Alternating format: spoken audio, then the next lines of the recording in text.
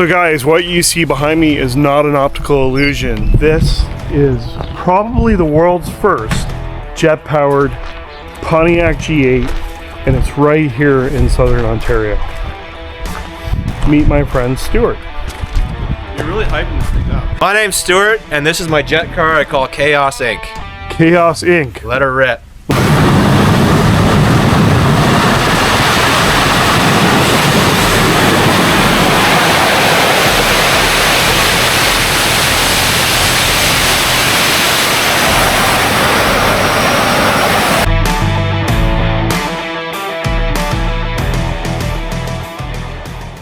So it's Saturday morning. I've been excited, thinking about this all week at work. And Stuart and I have been in conversations for the last couple of weeks trying to work it out. Weather is in our favor. It is a balmy 6 degrees Celsius. And Stuart said I need a 2-hour window between noon and 2. Either Saturday or Sunday. Well, today's the day, because tomorrow, at least here in Niagara, we're forecast 5 to 10 centimeters of snow. I'll believe it when I see it. It's still too early for that kind of an accumulation. I am on my way to a little town in Southwestern Ontario, about 2 hours away. Not going to disclose the location, but it is near the city of London, Ontario. And I'm bringing you guys along for the ride. Nope, I'm not in the Holden. I am in the little Chevrolet, in the little Sonic. But it is me solo. Amanda is staying home to do some stuff. We are celebrating a friend's birthday tonight, but I am going to get on down the road now. I'm going to stop jibber-jabbing, and we're going to go and share this adventure together. Let's go.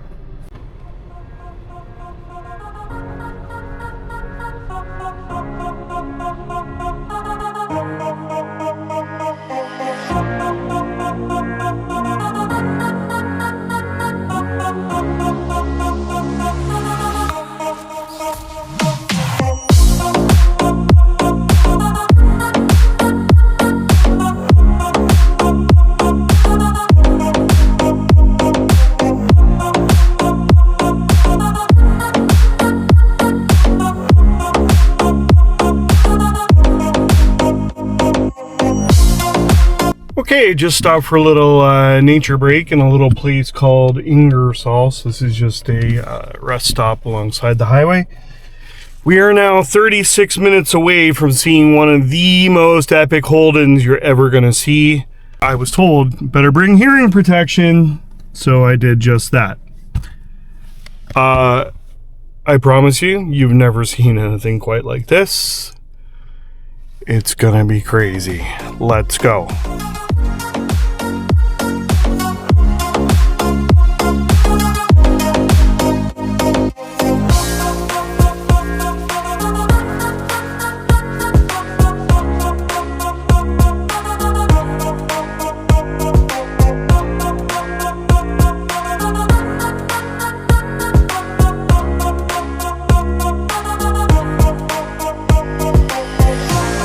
Okay, as you can see, we are out in the middle of literally nowhere, Ontario. Sometimes a city slicker like myself has to be reminded about how gorgeous it is out here. Anyways, listen, we're about 7 minutes away. Oh, look, big tractor. The most epic Holden so far. Right here in the boonies with the cows in Southern Ontario. Let's go. We're almost there. Okay, we're here. We're at an undisclosed location out in the middle of literally nowhere in Southern Ontario. And listen, that's no criticism. Just had a quick chat with Stuart and his father-in-law. And we were saying, everyone's spending $1 million to go live in the suburbs. Well, the $1 million should be out here. Absolutely beautiful place. We're going to go and talk to Stuart and go and check out this awesome Holden. Let's go.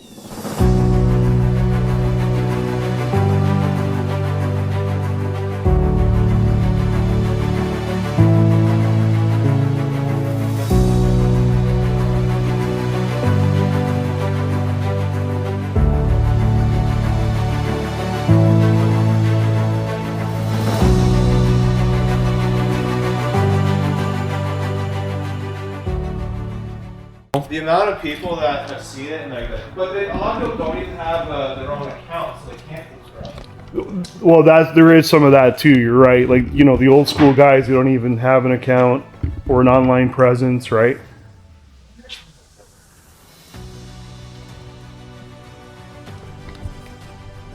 So guys, if you haven't figured it out by now, there's a jet engine strapped to the back of this thing, and it's still a runner.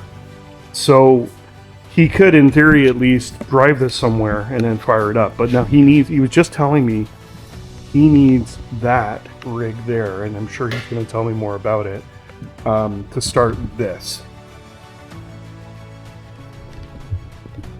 Unbelievable.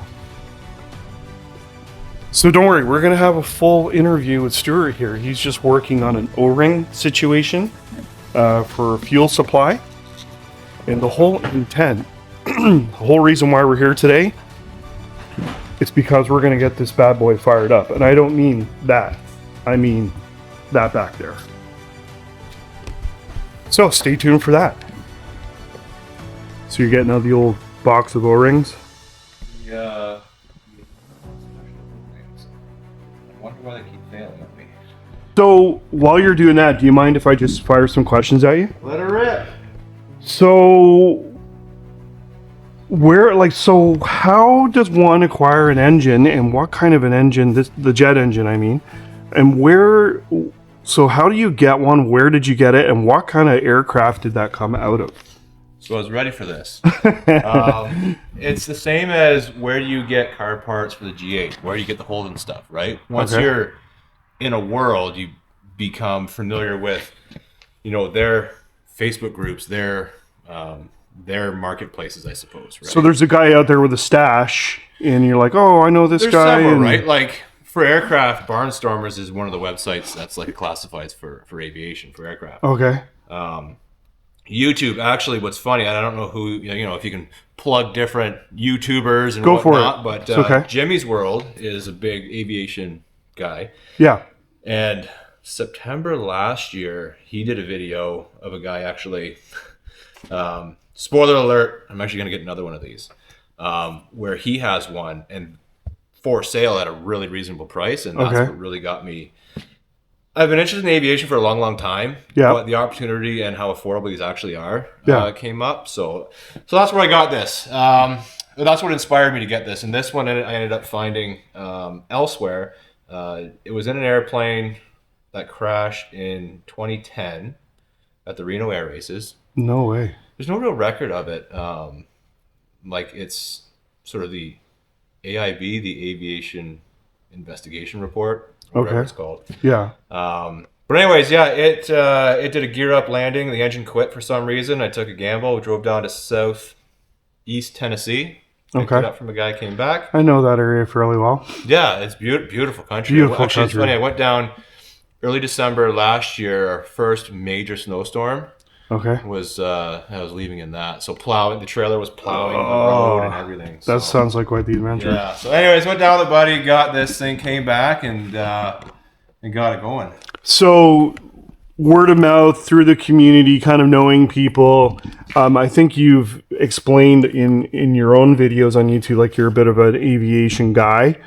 On top of being a car guy. So what kind of an aircraft, you just mentioned it came out of a crash. So it was an airplane, not a helicopter, first of all? Correct. So helicopters use a turbo shaft. So the engine itself would basically run a shaft, whereas this is producing thrust, right? Thrust. So this is going to come out of a jet. This is a jet trainer. It's a Polish jet trainer specific to that. Okay. I think India may have purchased a couple, but it's called the TS11 Iskra. So it's a Polish motor. It's a Polish motor. Interesting. It's kind of varied, but there's a nameplate on the side of the motor. Okay. That tells you everything about it. This one was built, I think this one was built in 87.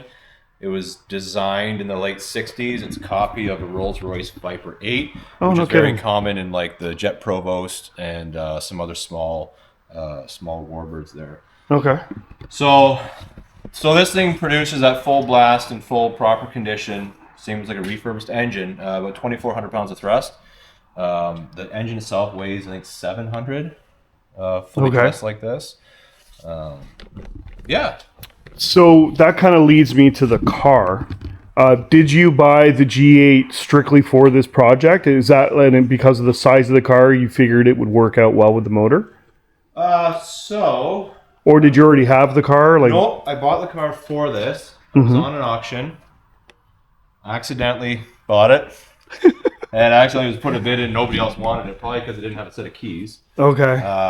But I bought it for this project, not knowing 100% if it would fit. Okay. But with enough cutting, anything will fit. Well, this is true. And I see there has been some cutting back here. Interesting. So, and you were saying to me that acquiring a key for it actually was more costly than the whole car? Very, very close, because it's a laser cut key. You have to get a minimum of 2, dealer only. Yeah, it was like $500 just for a set of keys. Really? That's crazy. Not knowing if the motor started, not knowing any of that stuff. So, anyways, it's the same with this. You know, it's a gamble that I took, and thankfully, it paid off. So, what is the end goal, do you think, with this? Like, do you want to drag race it? Do you want to, like, just demonstrations, car shows, take it to aviation events as well? You know what? What's the end goal? There really isn't an end goal. Everyone's always asking. For me, it's the same as the car. It's torn apart now, like the Trans Am. Yes. It's the thrill of the build. It's about changing stuff. And actually, some of the next bit of content I'm going to do is my last video was all about redoing the fuel system. Well, I'm going to redo it all over again because it isn't working. And a lot of it's trial and error. Believe it or not, there's not a lot of information on how to do this on the internet. So you're going to be that guy providing the information and learning as you go. Yeah, so here's what not to do. Unbelievable. But, yeah, I did just drop a washer, so I gotta find that real quick. Sorry, buddy. No. I dropped it a while ago. I admire your passion, and I enjoy people that kind of do their own thing and march to their own beat. You know what I mean? Like, you're not going to be a follower. You're kind of blazing your own trail. Well, that's the most common thing I hear is you're crazy, or that's crazy, or you're a little nuts. Well, I prefer the term less boring. Right. Right? Like it's well, this definitely is not boring. Everybody can do the car thing. There's support everywhere. Right. I mean, practically speaking, it's not ideal, but so what? One of the things that I'm hoping to do with this, clean the car up a little bit more, is static display at the air show in London. In London, okay. So I do ground support for the air show. And I'm there with the aircraft. So that's where I've learned a lot of the safety and whatever. We'll obviously go over, like a safety brief before we start this thing. Yep. Where you can stand, what the dangers are, etc. Of course. And I did bring hearing protection. Yes, that's a must. So that thing spins at full blast, the APU behind it, which starts this thing. Yes. And even over that, at 100% RPM, you can hear this thing starting to wind up. So that thing's loud, but this thing is whole different. So forgive me, I'm trying to recall. Is this control panel here what controls just the APU, or is that what's also remotely controlling the engine once it's all? Because I recall you have, obviously you're not inside the car, you're stood off to the side and controlling this motor, right? Yeah, so that is just the engine. The only point of connection from that car to this car are the positive negative leads for the generator to start this thing. Okay, and then you have another standalone control unit? Yeah. Got it, okay. And as Very mentioned, it is a work in progress. Yeah, no, it's okay. I have this thermocouple that's sort of back here because my EGT, you'll see once we get it set up, the EGT gauge is out of the aircraft, and it takes the average of all 4 of these thermocouples. I had to replace this one recently, and it's not 100% accurate, so I just use this hooked up to my fluke meter just to verify EGTs, because that is the most critical thing to watch on these on startup. Okay. That's how you're going to cook one of the, really it's a turbine disc, so in the back in there, that's called the turbine wheel, turbine disc, whatever you're going to call it, the blades. Right. Too much heat can cause them to fail, and when they fail, they go out. and that cause can- a lot of damage. Right. I don't know how to fix dangerous. that. Okay, So fair enough. we're gonna keep an eye on our temps. Fair enough. So, and I'm seeing like this gigantic frame in here that's supporting the motor. Did you fabricate all that as well? Yep. And that's tied right into the floor of the car? So the weight of the engine is sitting basically over top of the rear subframe with the C channel. Right. The 2-inch pipe going forward goes to the base of the seats. And I did that because I've read that the G loading for crash tests are up to 29 G, let's say. Okay. And obviously the seats are connected in multiple positions, but given the thrust that it puts out, that should be more than adequate. Okay. In the future, we're going to be adding some more bracing from the top corner here to the upper seat belt mount up here, just for added, forward bracing. Sure. So, okay, I think we're good to roll out. Very cool. Actually, I do have to vacuum it out just to get rid of the rest of the pod. And it's funny. I think there was a couple of pictures I think that got out on the internet at some point. I don't know if you posted them or like how they got out. Maybe beginning of the year or somewhere over the winter last year.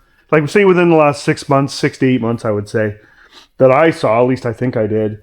And I didn't even think it was real. Like I just thought it was, one of those AI generated, let's put a jet engine in the back of a car, right? So I didn't think it was real until you went on Ontario G8 Owners Club and then posted, you had kind of a funny line like, this will get everyone's attention or whatever it was that you said, or, V6 cars matter or whatever.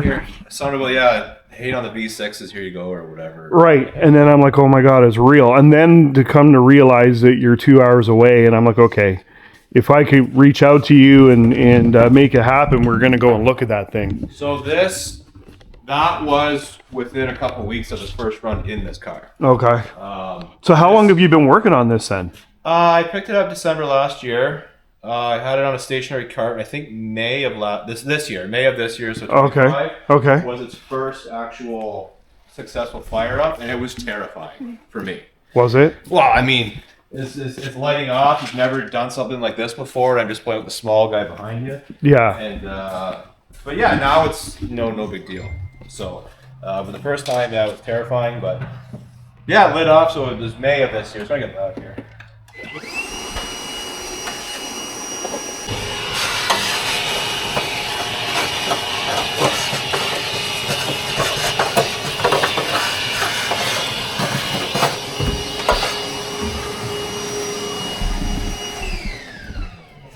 Biggest thing is FOD. You don't want anything to go through the motor, even though we have a screen on the front.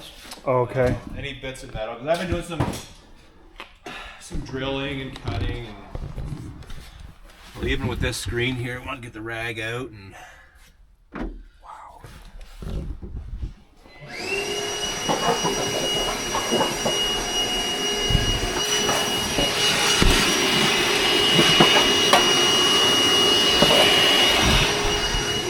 Can you believe this? Like, this is like the craziest thing ever.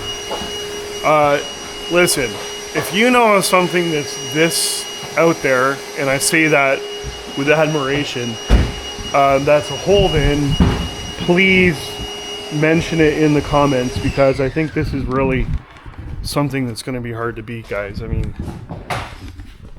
a Holden Commodore with a jet motor in the back. Let it sink in. Very cool. Put a couple wrenches in and then facilities and ready to roll it out. Cool.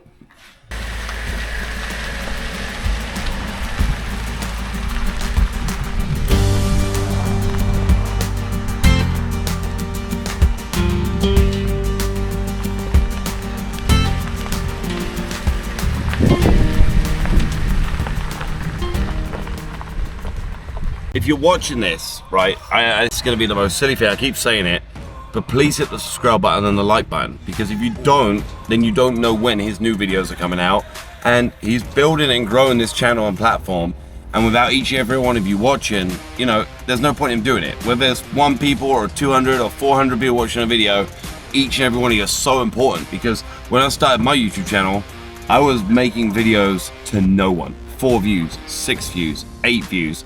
And my wife was like, why are you doing this? I said, because those 8 people matter. You know, those 8 people got nothing better to fucking do. They love what I do. And you got people buy people. He's a good guy. It's the reason you're watching the videos. So, you know, please subscribe. Every time I run, I get a little bit, not nervous like something's going to happen, but nervous that something's not going to work. Fair enough. Of course, now there's a camera, no pressure. Yeah. Last time there was an ignition problem. I think I know why. So you never know. Let's see how it goes. Well, we'll see how it goes, yeah. This used to look like this, but jet wash is this like this. So this is your makeshift kind of deflector. Unbelievable. Look at the jet wash here, guys. Look. I want to stay on the farmer's good side. Yeah, you don't want to be blowing over his hay or whatever that is there. Was that corn? Yeah, it's corn, right? See, city slicker. Okay, we're just getting this thing chained up.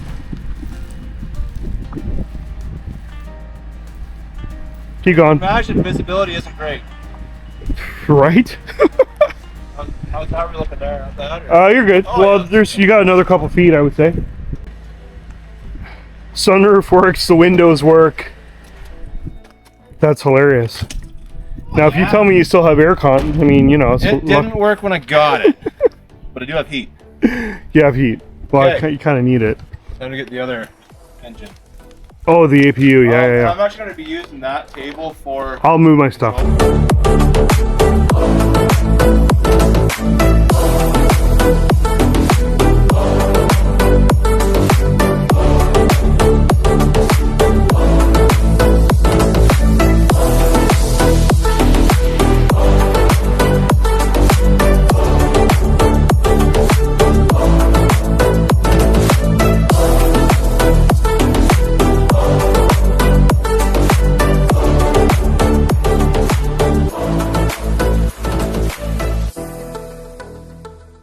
So Stuart has squirreled away a WS6 Trans Am. He has removed the driveline at this point, but he still has the car. Ta-da! Oh, look. Yeah, you can see what used to be in there. No, this is a 97, so it had the factory LT1 with the super reliable OptiSpark on it. Right. So I did a top end build on that. I think it made 3 something wheel. Wasn't happy with that. It didn't. I used to race motorcycles, so a lot of the feel and power and everything is kind of compared to that. Mm-hmm. It's going to take a lot of car to do that, right? So got rid of that. Put a built 5.3 turbocharged unit in here. The engine builder, we never had a dyno, just street tuned. The engine builder set at 18 pounds. It should be about 900 crank. We ran 14, 15 pounds, I think was the most. So. Oh, how did it do in quarter? Didn't race it. Didn't race it? I got these tires, the NTO1s, and nice. I could light it up in third on the other tires. These ones I couldn't, but it had T56. Oh, manual, beautiful. The Viper upgrade. It's hard to find a stick shift car in our part of the world, I find. They're all automatic. So much money too for T56. Right. Actually, anybody who's interested in F-body stuff, like there's a friend of mine out Forest Way who parts these out, gets deals parts in my way. Really? But I got dibs on the next T56. It had a Moser 9-inch in the back as well. Now it's just a stalker to roll it around, but 10 bolt, whatever. So. Yeah. Very cool. I love these cars. I've always loved WS6 car. I now that the LS1s have been around, I'd probably get an LS1, but I have respect for the body styling of the 96, 97 WS6 cars. Pretty awesome. Cool. So what's the next step here? Now I gotta get my control panel set up. We're in a little cockeyed, which means that it's gonna get really windy on that side. Okay. And he's gonna tell me where to stay, like where I can stand, where I cannot stand. You know what I mean? Obviously, safety is gonna be number one. I have brought hearing protection, so we'll be safe that way. I stopped at the old Princess Auto on the way here. Got the old earmuffs.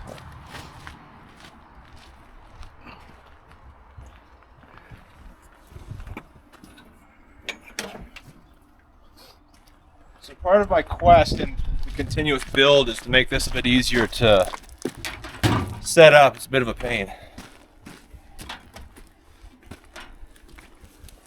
I mean, unbelievable. Like, and so are you self-taught, or did you have like a friend mentor? Like, where does the knowledge for aviation wiring and, you know, all of this stuff, all these systems that you have to plumb, where did this knowledge come from, Stuart? Well, I'm an electrician by trade. Okay. Shall we plug the company? Building, just normal construction. So if you're in the area, go to MW Mackenzie Wiring, and you will deal with Stuart and his colleagues, if there are any. Are there any? Yeah, we've got a few trucks on the road, Okay. but it's like anything, right? You want to learn guitar, you want to work on cars, you want to build your LS, whatever. You're going to do your research on it, right? And Right. depending on how much you want to be involved with it, is how much time you're going to put into figuring it out. And this is borderline obsession. Oh, you're OCD, I can tell. I mean, when you said to me that, you know, I'm going to tear apart the whole, what was it, the fuel system? Whole fuel system again, not of the jet, but the supply to the jet. This thing, for whatever reason, is very critical on how it full blast. This thing consumes 5 gallons a minute, and very rarely do I run it without going at least 100% RPM. Right. And aviation fuel can't be cheap, is it? No, well, it's very similar to diesel. Is it? Kerosene, same idea. So Okay. it's not too bad. Got a bit of a discount, but that's classified. So that's not bad. But yeah, fuel consumption is wild. It used to pull fuel off the tank on the APU, and that'd be gone in about 10 minutes. That's about 30 gallons. Really? So I don't know if the math checks out. Yeah, it does. We're not at full bore the whole time. But so my first thought was maybe he's, you know, been in the military and, like, you know, was an aviation mechanic or something like that. I was. I was in the Army. You were in the Army? Just for the reserves. Well, thank you for your service. I didn't really go overseas, but thank you. Yeah. Well, I listen, probably did. Shameless plug. anyone that puts on the uniform, you know, is a true patriot, right? So. Yeah. So to learn about this one specifically, it's get more slack here. Getting one without a manual is a very risky game because you don't know what it needs. And so is that manual as in, like, with this, like, the log books of all the servicing it's had, or? No, the manual on its operating procedures. Oh, really? Okay. So how much fuel pressure does it need? What's the maximum EGT on startup? So I mentioned before, exhaust gas temp is one of the most critical things to watch. Yes. Understanding how the systems work is a big thing. So there are a couple issues with this. We are slowly sorting through. One is response. Actually, the last time we ran it, response was actually pretty good. I don't know what I did to fix it, but it's pretty good.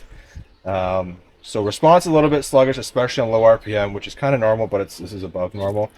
What we're dealing with at the beginning was an O-ring in here, so it will leak a bit of fuel, which is okay. It's not the end of the world. Last time we did have an ignition issue, but we'll see how it goes. Okay. Have fun. Yeah, for sure.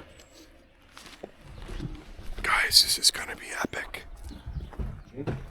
Hey, show the Don't jinx it. fuel cell in here. I thought you were plumbed into your fuel tank. Oh, okay. That's for the car. This is for the car? Yep. So he's not going many miles in the car, boys. You know what? I mean, it's just idling, right? Yeah, it's just got to idle.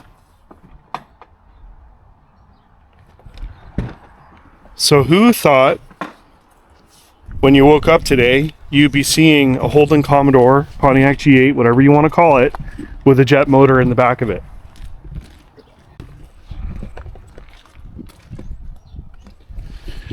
We might just break the internet with this one. So starting is not like your car. You're not turning a key to start it. The aircraft has its own automated system, but because this was in the design in the 60s, it's old motors and cams that trigger relays at different times. Well, that was crap. But I have the timing schedule. So I have an electronic multi-stage relay or 4-relay system in here that controls things, for example, when ignition comes on, when fuel comes on, when the starter disengages. Overflow is to bleed off fuel, so there's not too much on startup to keep the temps down.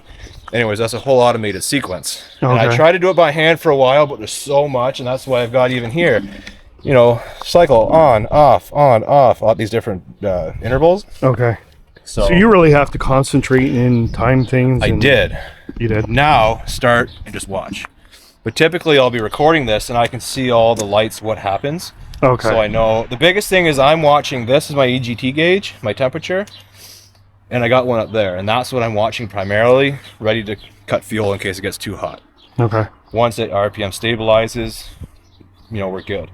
I do interrupt ignition and fuel, so I determine when fuel comes on. Even when the computer says we want it now, I wait till we have sufficient speed. If you wait too long and it's going too fast, the engine's going too fast, it'll blow it out. It's not going to work. And I think that was my issue with putting ignition on a little bit late. So we'll see how that goes this time. Pre-start check. Engine secured, yet. Control panel secure, yet. Just got APU's in position. It's good. Fuel tank's good. I filled up both car and the APU tank. Fuel hose. So this is from when the engine was on a separate cart, so it's not completely up to date yet. Inspect the throttle and fuel cock linkage, which I already have. Now I want to cycle and two to make sure that they work. Oh, and I can see. Let me just get that. So there's your throttle.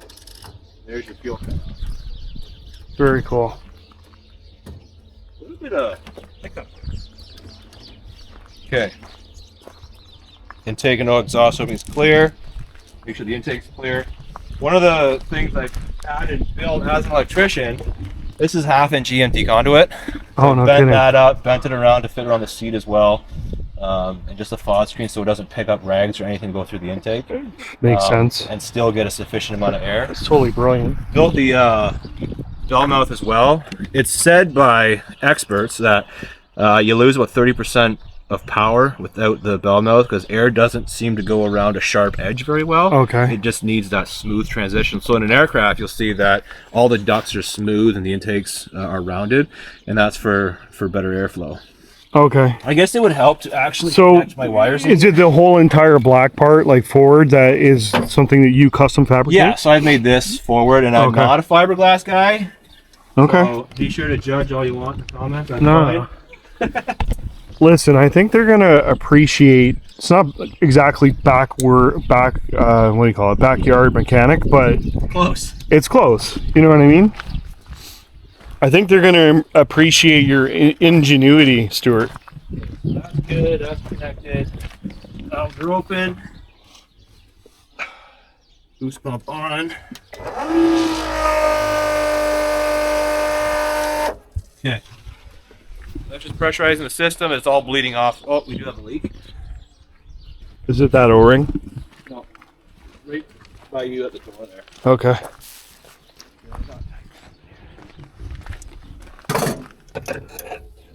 Oh, it'd help if you tighten the fittings, but that's why we do our test. Now, I'm gonna go through all of them. I think your military discipline is kind of showing, and it's probably a good thing if you're playing with something like this, right? That has the potential to be equally awesome, but also very dangerous if you were not doing it properly. What's a little red thing that we should probably have on standby? Fire extinguisher? Yeah, let me go grab that, dude. Yeah, that's probably a good idea. Okay, this is serious. This was strapped into an airplane originally, and that's what it's engineered for. So this is a little bit different kind of engineering. And as you can see, he's very disciplined. So he has an approach. He has a checklist of how to properly, energize this motor, jet engine, if you will. Can you tell I'm not an aviation guy?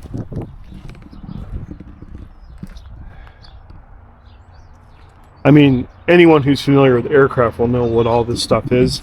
I can just appreciate it, as an amateur or a lay person, if you will.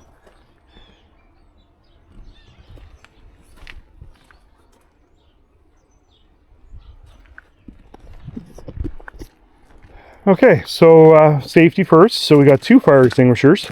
This is for not when the back of the engine's on fire, it's for if something in the car is on fire. Okay. Fire in the engine is okay. Fire in the engine is good. Okay, so I know not to panic. So, safety, where to stand, where not to stand. Okay, yes. The biggest danger engines don't just explode, right? But things can happen. It can happen, yeah. And things that can happen is the compressor blades let go from a fracture or something like that. Okay. And that is this middle section in here. Okay, yeah. So about here. Yep. And the turbine disc can let go. This is primarily where it could be an issue. Okay. So you never want to stand in the plane of rotation. So you probably standing here would be bad. Not ideal. If you were stood like 40, like here? Yeah, so that's why I'm set up forward of the intake. So yes. If it does let go, it's either going to go sideways or at the back. So would my safety zone kind of be like sort of here? Like obviously you don't want to be right in front of that. There is a distinct, let's say a vibratory difference between forward of this and back of this. You feel it, especially at full power. If you're back by the trailer, you'll feel it. I don't think you'll be able to stand back there. You can try. You can walk around back there. No, in my look, though, I get a stone in the eye. You know that's the experience. Standing back here at full power, like closer to the wall, you're gonna get some stuff flying off of it, like okay. rocks. But if you stand about here, you'll feel it. Like, you know when okay. little jets fly over at 4,000 feet? Yeah. A little bit closer than that. Yeah, a little bit closer. Fair enough. Okay. So ideally that started, you can be back there, you can be here. So I guess when you start it up, you make your decision. You're either forward that way or you're back here. Yeah. You're not going to be stood beside it like this. No, so there's times where it's running, I might walk in here either to look at something or whatever needs to be done in here, but that's when it's idling. Yeah. When EGTs are good, less chance for something to go wrong. Right. You should probably stand no closer to the engine than what the control panel is. That's kind of why I'm back that far. Sure. Other than that, if you see a leak, point it out. Okay. It might not be a concern, but it's good to check out anyways. Okay. 2 eyes is better than one. One issue pair, I had at the very beginning was, coming this side here, fuel was leaking out of here, this area, and going down into the intake. This is before I had the bell mouth. Going down into there, I thought, you know what? Adding fuel down the intake is probably not the best of things, so we shut down. Right. But I know I am confident it is going to leak right here. So I put this down here. It's not going to get sucked in anywhere. That's just to absorb some of the fuel. Okay. And like, what's your usually duration-wise? How long do you run it for? No more than 10 minutes. Once it's running, because I'll run out of fuel. It's probably going to be 7 or 8 minutes. But the sequence is, I'm going to start the little one first. Once it gets, I'm probably going to, well, I might cycle it a couple times just to get the oil pressure built up. Okay. Then we'll run it. I do the same thing, interrupt fuel. You'll hear it light off and go. Once it's up to speed, I energize the 28 volt generator that's on board. That'll get power to here. Once this is energized, then I can run the start sequence on this one. And you'll see, well, for one, you'll see this number, the EGT is going to start to climb. Okay. That means it's lit and it's going. And you'll also see the, you'll hear the whoosh of it starting, and then you'll probably see the heat wave coming out. Once that's happened, there's a good chance it's going to continue on to its idle speed. Once it's stabilized, I'm going to go shut that one off because we don't need it running anymore. We'll still leave batteries connected because that 28 volts works that. Okay. A lot of information. That's okay. That's dumbed down. Right. Simplified. Well, yeah, simplified is the way to go. So, and that over there is an APU. For those that don't understand, you need that in order to start this, right? Like, yeah. So that originated from the 727. Anybody in Southwestern Ontario remembers the 727 at Fanshawe at the London Airport at the ramp. Okay. That's the exact APU out of that. So that provides all the ground power for the aircraft. So it doesn't have to run its main engine. So that's used to run hydraulics, electrical. You can run the environmental, so like air conditioning and that sort of thing. And it's also used, I'll show you over here, it's also used to start the aircraft's main engine. So this valve here, it has, I want to say it's 40, well, we'll see actually when it starts up, a 40 PSI coming out of here. Okay. But that's through a 4-inch hole. That's a lot of PSIs. Sure. So that's used to start the main engines of the aircraft. Oh, okay.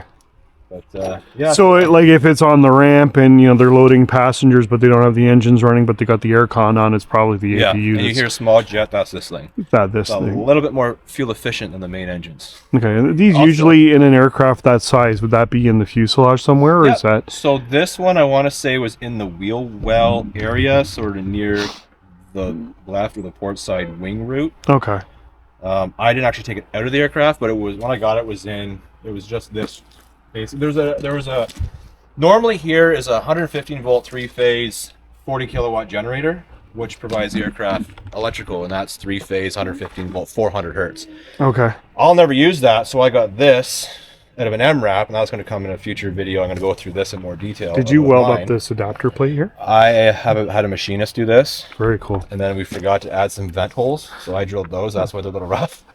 But yeah, it just bolts on, and it still has a factory pulley. So if I wanted to somehow fit this in the engine of this car, okay, if I could if I didn't want to run a hood. Right. There's no room for this guy, and this is like 150 pounds.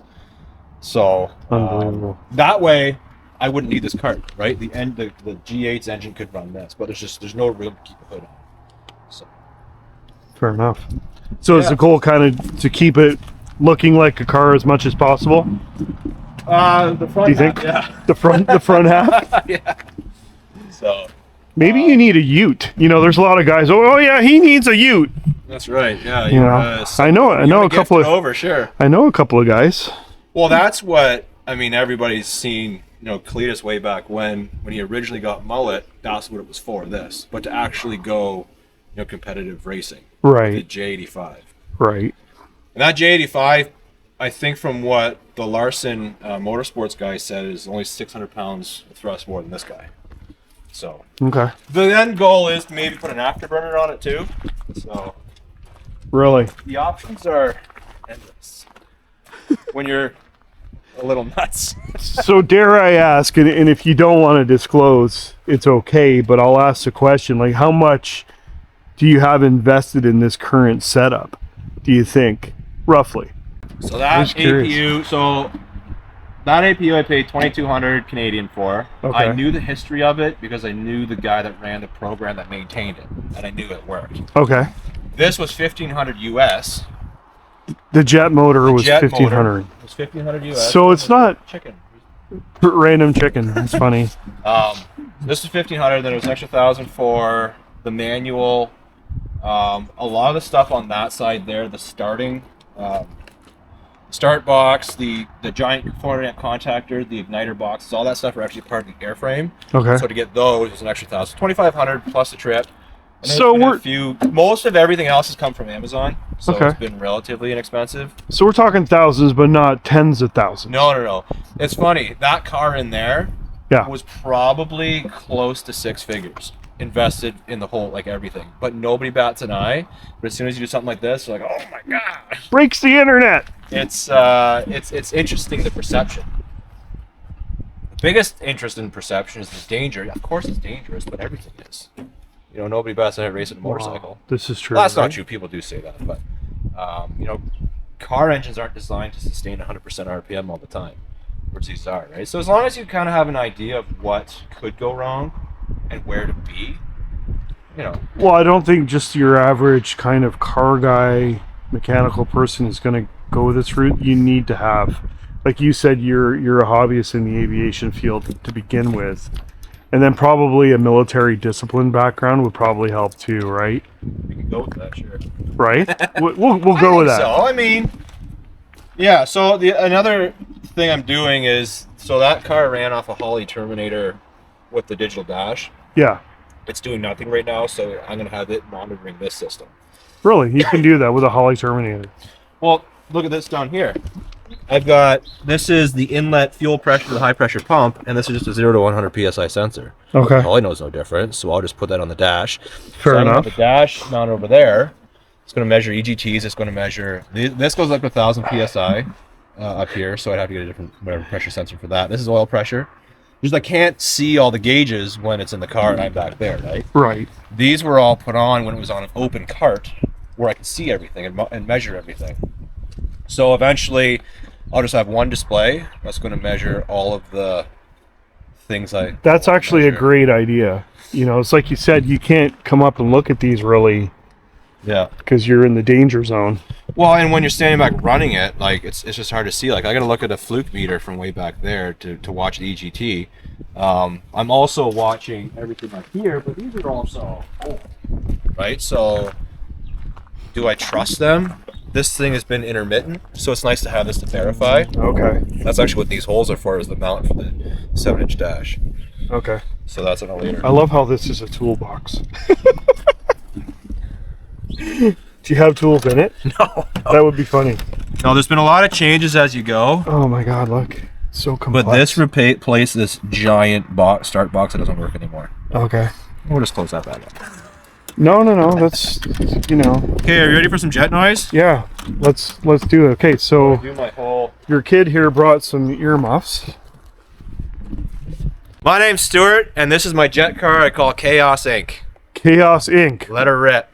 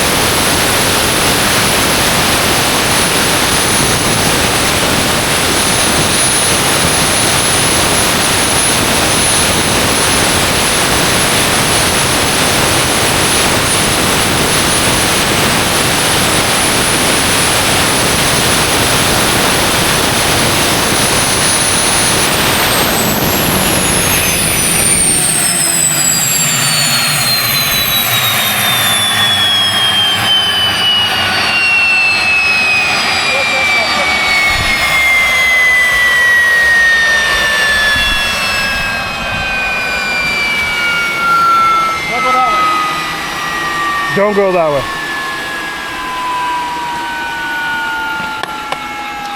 I want to make sure the igniters are still working. Okay. So all that fuel firing out the back, that's not normal, I take it. No, it means that, well, it's not lighting, so it's either too much fuel for the igniter when it goes, Yep. or the igniters aren't firing, Okay. which isn't ideal. So, Oh, there's a spark. all right, try it again. Okay.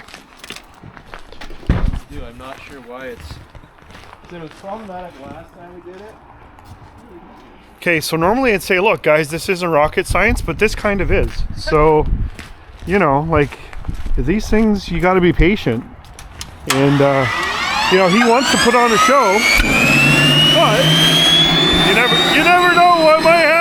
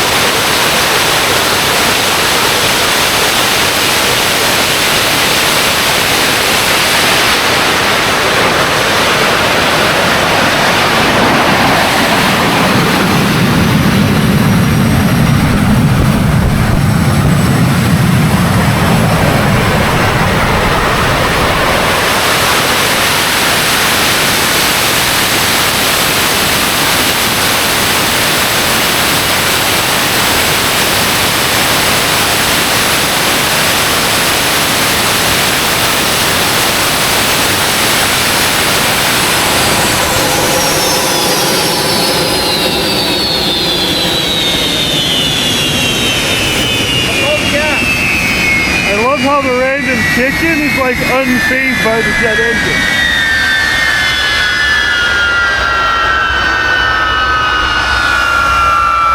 The chicken's just doing his thing. It's like totally unfazed. Yeah.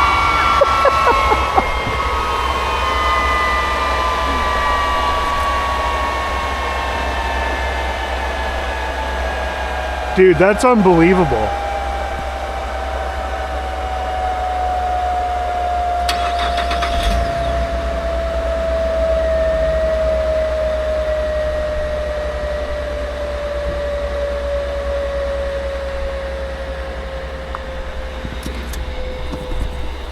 That is insane. So we ran out of gas. We ran out of gas? So, I mean, we dicked around a lot at the beginning and a lot of fuel did go flying out. But Yeah. the pickup's also, another reason why I'm going to be reconfiguring this fuel system is the saddle tank. So, it's not pulling from the left like I had hoped. The sender's not working either.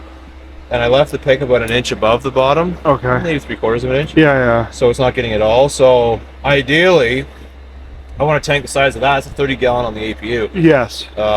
So we're going to be getting pretty close to that. I'm going to be changing or putting in like an air compressor tank Okay. because I'm going to be pressurizing it, and that'll be coming. So, It should have a lot more reliable starting next time. okay. That's okay. You got bugs to work out. It's okay. But, Listen. anyways, we got full power run out of it. Finally. We did. Oh my God. I mean, that is insane. I went and stood down there. It was like a hurricane. And yeah, then and you were some. off to the side too. Yeah, I wasn't directly in it. No, you'd be in the cornfield if you were. It's 2,400 pounds coming out of it. Maybe we'll do that next time. I'll bring safety glasses because, you know, I don't need a stone in the eye.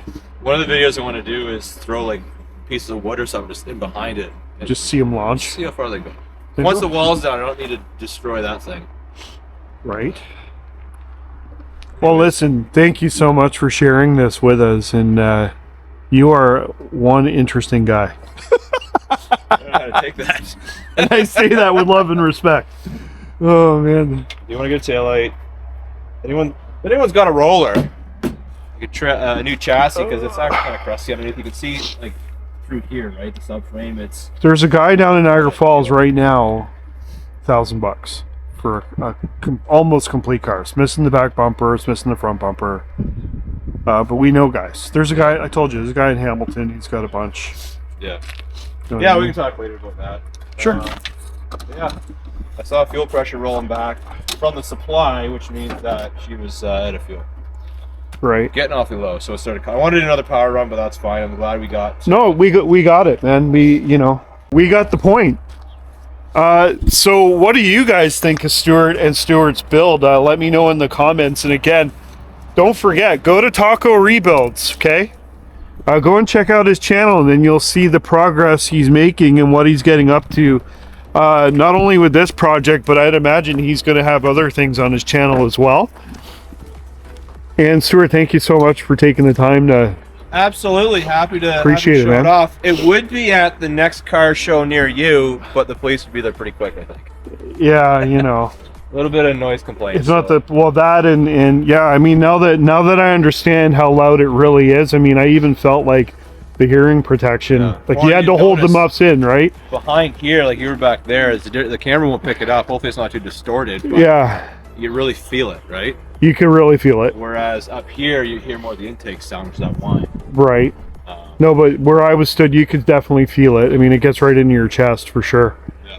That's awesome, man. So yeah, this tank, as much as I wanted to use the car tank because it'd be cool, the gauge isn't reading. I know there's 2 sending units. I verified, like they're all fine. Well, obviously the one's not because it's still reading a full tank. Even though we Right. just went through all that.